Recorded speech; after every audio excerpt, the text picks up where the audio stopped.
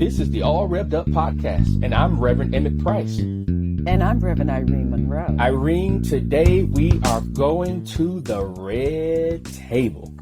Oh, it's hot today. I mean, listen, not to our red table, but to the red table of entanglement and discovery. I mean, look, we are going to talk about marriage and the challenges of marriage today. Amen. Amen on that. Before we head into the episode on why did I get married, let us thank each of our listeners and viewers. Thank you for listening to us on the various podcast apps and for watching the actual live recording of the podcast on our YouTube channel. We are so grateful for your support, your encouragement, your feedback, your reviews, and your comments. Oh, and I always say a tsunami of thanks, but this time, not only to our listeners, but particularly to the parents of trans children. I can't thank you enough for your courageousness to reach out to me for sources and to cover the topic. So again, a tsunami of thanks to you all. All right, Irene, let's go. Let's hit it.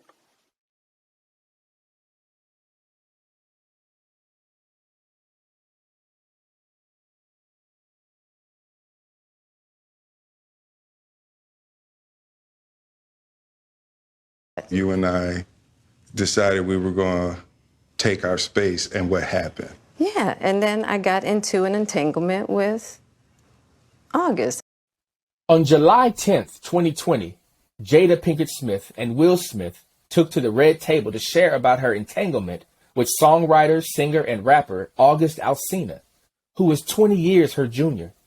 Although Smith originally denied the rumored relationship, Jada and Will talked at the red table about the relationship and about the healing and in many ways hope for future. Irene, I am not big on talking about people's personal situations, but there is something here about marriage that you wanted to spotlight today. Talk to us.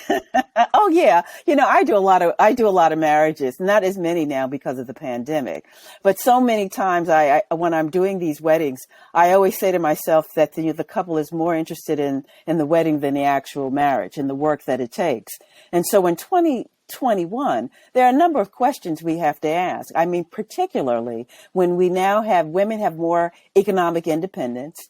Gender roles have changed in terms of who takes care of the children and who can have maternity leave. And even when I do these weddings, I don't say anymore. And women are particularly want me not to say this particular statement. Who gives away this woman? That used to be part of the marriage ceremony here. And then it raises questions because if we look just for a short moment at Jada and Will, communication broke down. Something happens. And so the question is that, should marriages be monogamous or are we just by nature polygamous people? But more importantly, should there be term limits in marriage? And what I mean by that, we need to be honest. If you've been in a relationship 20, 30 years, sex wanes, communication wanes, your interest wanes. And listen, I also want to touch on something that women are always accused of. But male menopause is where men always will get a younger woman and the woman that looked like their wife 20 years ago. So the question is, and I always say with couples, and I do counseling, why marriage in 2021? And one other thing I have to say, millennials are not getting married. 56% don't want to get married. And then wait, Gen Z, 59. So the question is, let's look at this. Why marriage?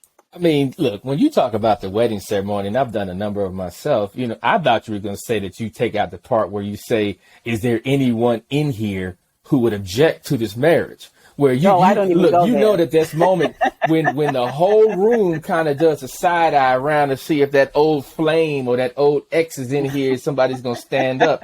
And then the other piece about the wedding ceremony is the whole thing about obedience, right? And that whole notion about obedience, people are starting to take that out too. I think you're right, though. I think marriage is hard work and it is not for the weak at heart. And let me say this. Love by itself does not sustain a marriage. It takes courageous trust. It takes ongoing communication, which you alluded to in reference to Will and Jada and all of the marriages. And it also takes a shared hope for what the journey can look like. Because, let's be real. And you suggested this, that the human body does give out in many ways, that, gravity takes its hold. Some of the plumbing, Interest. some of the plumbing, stops working, certain things, begin to break. And then the whole. We also grow. But we also grow, Emmett. Well, I think one of the things we got to understand that where we are at 20, 30, 40, and 50, we're different. And what happens is, and this is the honest truth, partners don't always grow with you. For an assortment of reasons. Some of it because they're not interested.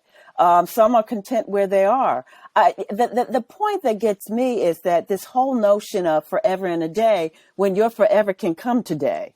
I think that what we got to look at, and the interesting thing is this, and I've really been looking at this because, in 2004, Massachusetts allowed gay marriage.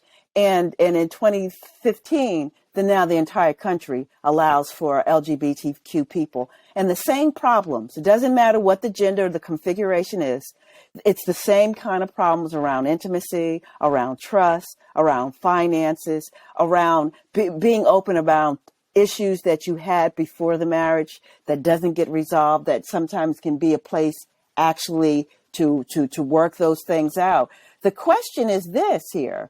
Do we really need marriage at this point in time? Because the truth is, a lot of people after 10, 15 years, they love their spouse, and and sometimes it has nothing to do with just aging. It has to do with, I just want to go out on a date. I want to start anew.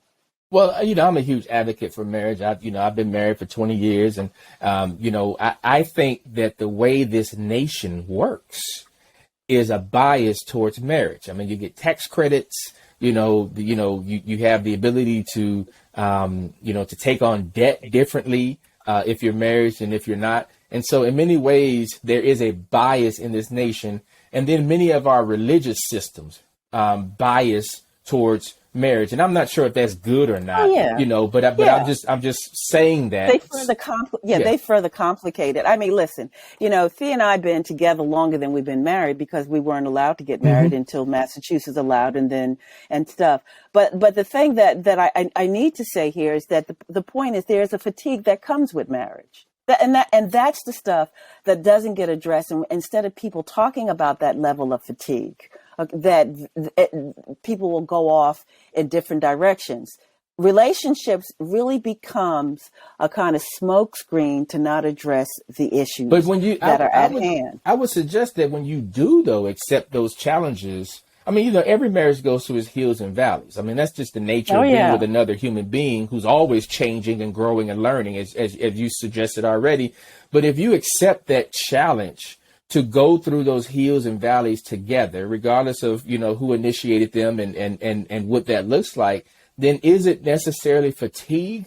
Or is it, what may be another word for it? Well, it's interesting. Sometimes you have to break it down into gender. A lot of women stay because of economic reasons, but now women are becoming more and more, independent. But then, but marriage are what they are because we can't untangle ourselves. If you love somebody, you love somebody with flaws or not.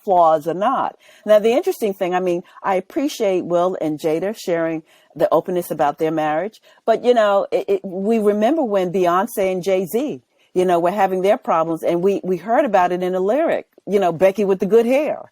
And then he comes out with his latest album, the last one, and he talks about his infidelity. The question here is, what brings about the infidelity? Is it because are we just really, as human beings, really not monogamous, and that is really a construct to keep this false notion of being partnered together, of being married? Do we need to think of the concept of marriage very differently? Does it have, term limits here? Let's be honest. And of course, when you get older, you see with older couples, somehow they've managed that, okay, we're going to even be sleeping in separate bedrooms. But I think that there's not enough information about what the long journey of marriage is, and we don't know how to really resolve conflicts a lot of times in our marriage.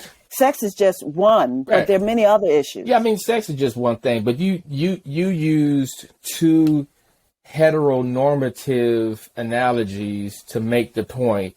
One about gender roles. Does that still play out with same-sex marriage? Or, you know, I mean, oh yeah. See, that's the universality about it. Because in any relationship, there's got to be a division of labor and gender roles. So it's particularly if you have children. So that's where the heteronormativity is either so deeply entrenched that LGBTQ people reinscribed it, but I don't suggest that. I suggest that there's something intrinsically problematic about the way in which marriage is constructed in general, that it's a flawed model, no matter who enters into it and try to change it. Yeah. We talk about systemic change, Yeah, right? yeah. And we say that we understand we can't do an add-on, even though we will put people of color, that the problem in and of itself lends itself in such a way that it doesn't open up to be anew. right. So I wonder, I mean, because there are these examples of folks who have been married 50, 60, 70 years.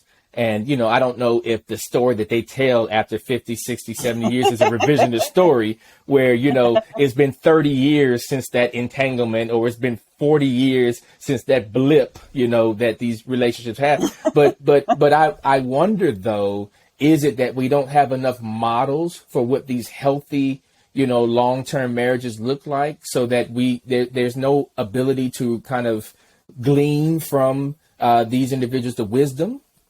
Well, I think you hit it. I think there's the dominance of this particular model. Okay, because we know couples who have lived together. Yeah. I mean, I think of Goldie Hawn and her husband and her spouse, her partner, raised healthy kids. People would call it bohemian. However, we know people who have lived together and have open marriages. Jada and Will have been rumored to have it. But, you know, the point is that's what I'm saying. We need to rethink what coupling is. We talk about, you know, it's Gwyneth Paltrow talks about conscious uncoupling. I think we need conscious coupling. What indeed does that mean in terms of not replicating the problem that is intrinsic to the institution of marriage? All right, we're on to something here. I'm actually enjoying this conversation. I mean, you know, I'm glad that we've moved beyond the one example, because there's so many different examples of marriage. But I'm enjoying this. We're going to take a break right now, but we'll be right back. This is the All Rev'd Up podcast. You know how long I've wanted this. Now it's finally happened. I have a lot of demands on me, and I don't want another child. I have a career. Ah, okay. Now we get down to the bottom of this. That's what this is about. Have you talked to him? This is the All Rev'd Up podcast. We're back. That was a scene from Tyler Perry's Why Did I Get Married from 2007, where in this scene, Sharon Leal and Janet Jackson are having real talk about the challenges of marriage. Irene, before the break, you mentioned this idea of term limits in marriage. What in the world are you talking about?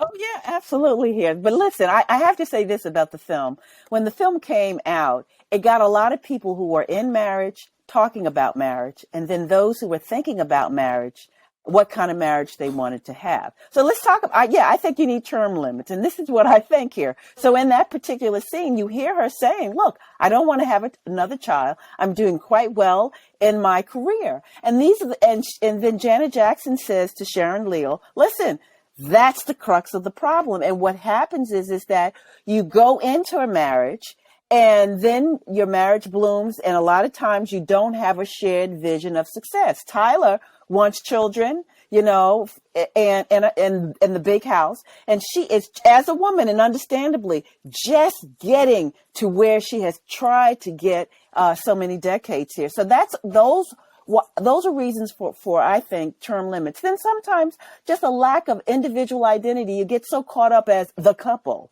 And that doesn't matter whether you're male or female or same gender, you know, coupling here. It's like, oh, the couple here. And what happens here is that then you have different priorities and interests. So I think term limits are wonderful in terms of where are we now?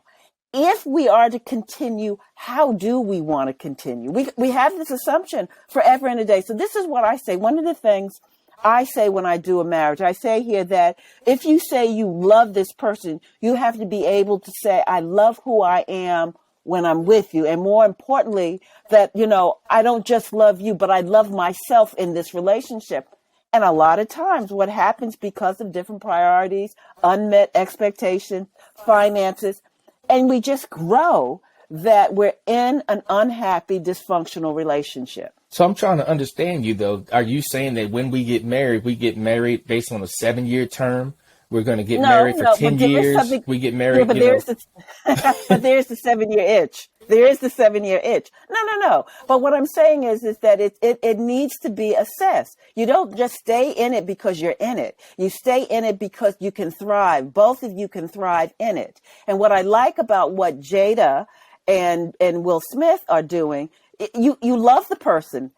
How are we going to be? Okay, certain things. You realize too, you grow. I can do this. I cannot do this. I don't want to do this. Listen, an open marriage kind of. We look at Hillary and Bill. All right. That's a power relationship.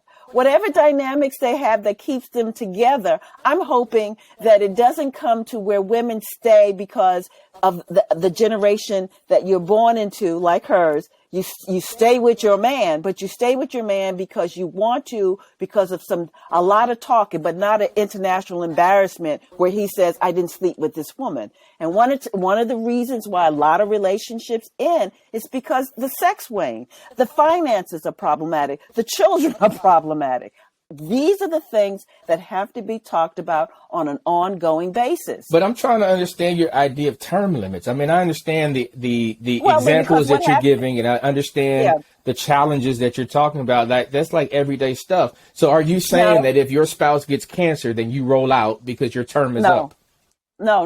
Of course not. But you're talking about thriving. But term limits. No. They listen. I'll tell you a term limit. A lot of my friends, once that last child goes off to college, that relationship ends. They say that relationship ends, but some stay in the marriage because of finances. But the truth is, it's the children why they stayed in the marriage.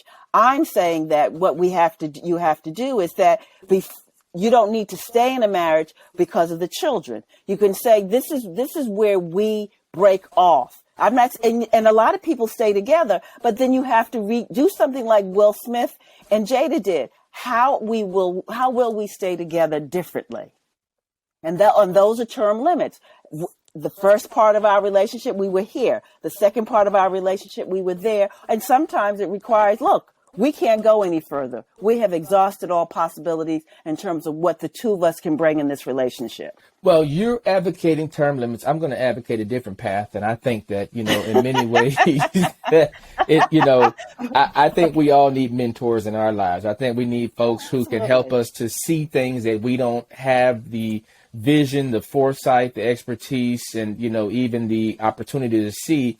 And I think there are many marriages, couples that need to have couples who are further down the road, who they can ask questions of, who they can get honest feedback from, who they can, glean from and learn from, which also takes courage. I think the bottom line is when you hit a rough patch in your relationship, in your marriage, it takes courage to own the fact that this is a rough patch and we have a decision to make.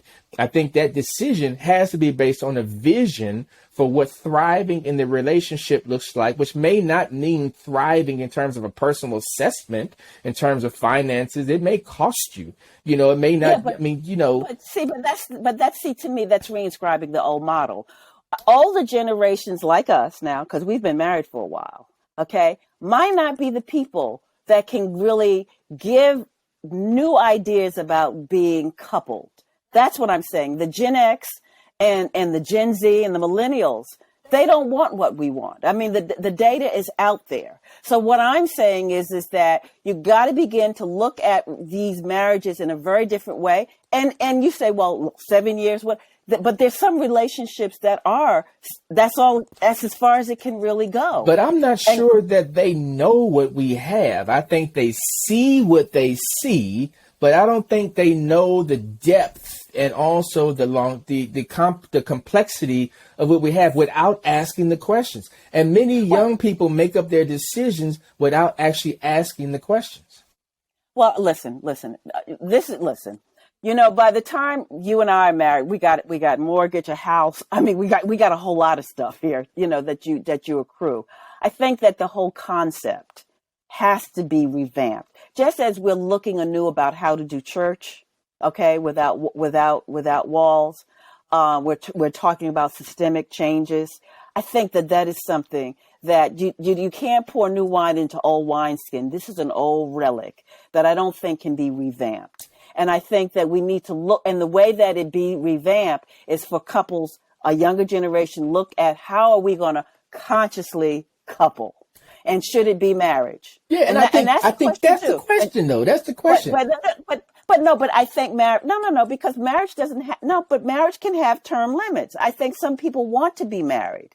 There's something there about that. But it doesn't mean that it should not have, listen, since it's I'm saying that don't throw out the whole idea of term limits. Okay. Listen, we say that Supreme Court justices need to get off the court. We might need to get off of that marriage track. I'm going to leave you and your term limits right there. Let me give this benediction so we can let these people go. Okay, but I know some people saying right on. I know they're not.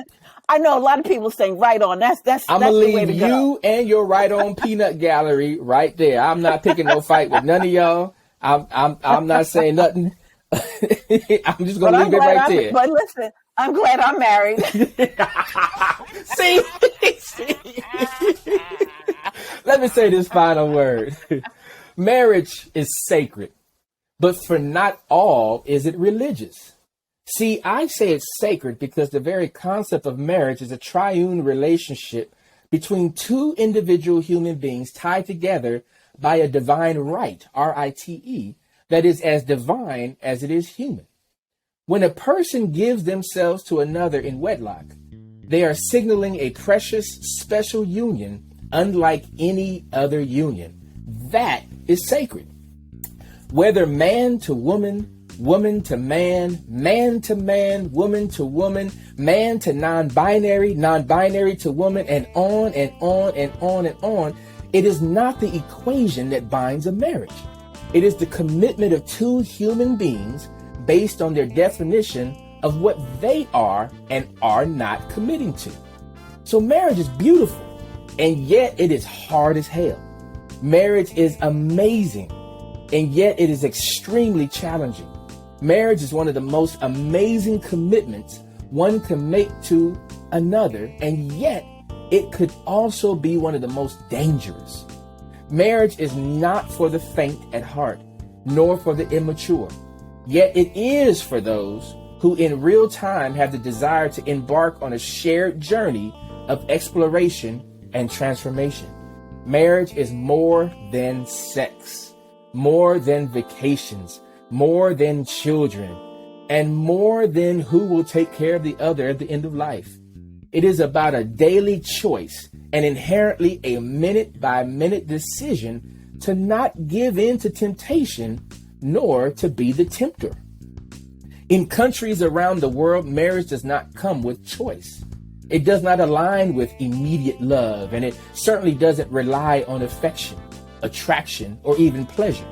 Marriage is a mysterious arrangement, a unique proposition, and to be frank, a difficult concept for some.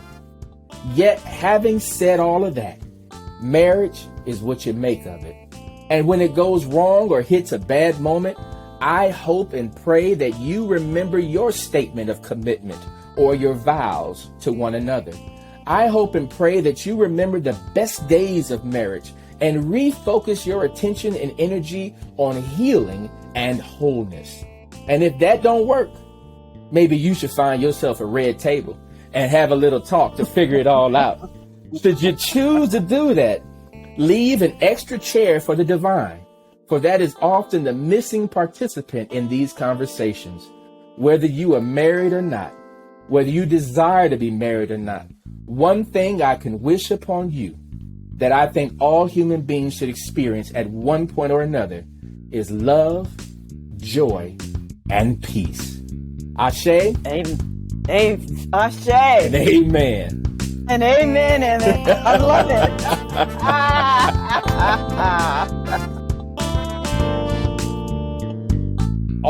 Up is brought to you by us, the Revs.